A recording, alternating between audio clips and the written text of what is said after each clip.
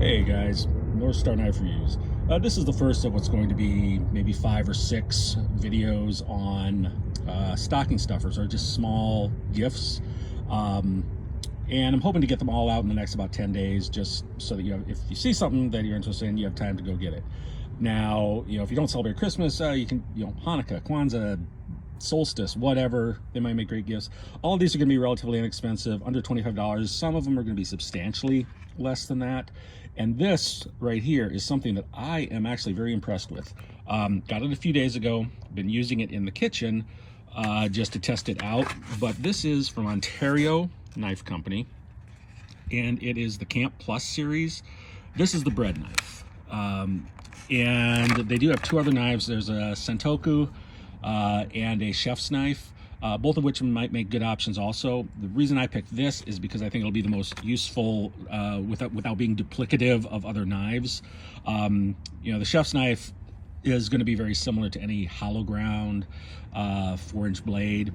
The Sentoku is very much like the Rough Rider Sous Chef, which I have. It's got the grantons, those little divots that allow air to get in between whatever you're cutting in the blade to help prevent sticking.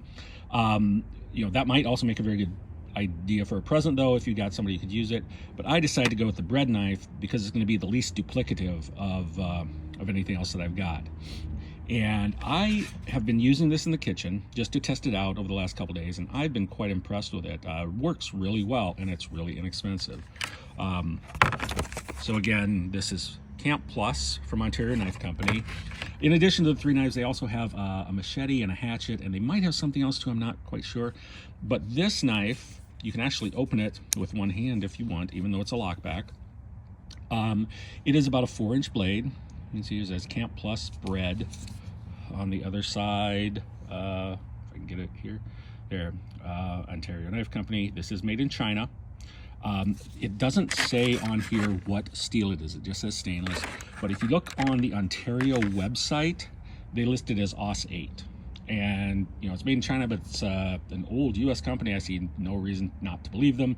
So I'm pretty sure this actually is AUS 8, which is a decent budget steel. Now, this knife, you can get, the lowest I've seen is about $9.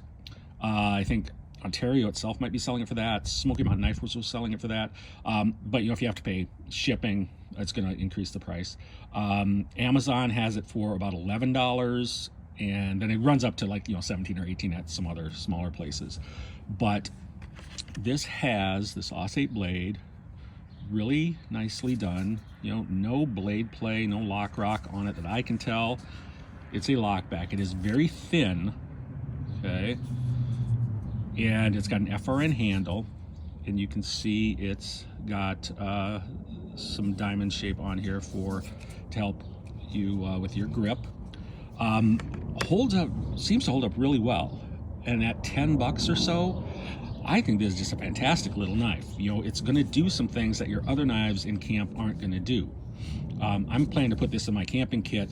I have another friend who really likes camping. I may get one for him for Christmas. I think this is going to really work out well in camping. It's like I say, it's thin. You can actually close it one-handed as well. It does have didn't quite get in there. It's when you have it closed, it is going to go back and forth a little bit. Not too bad though. Nothing that I would worry about. FRN, not going to hold up as well as say G10, but it's substantially cheaper and easier to work with. Sorry guys, there's a plane in the background, but this would slide very easily into a camping kit. Also, another thing that I think this might be good for is if you have a son or daughter who's going off to college or trade school, or getting a job and moving into their first apartment or something like that.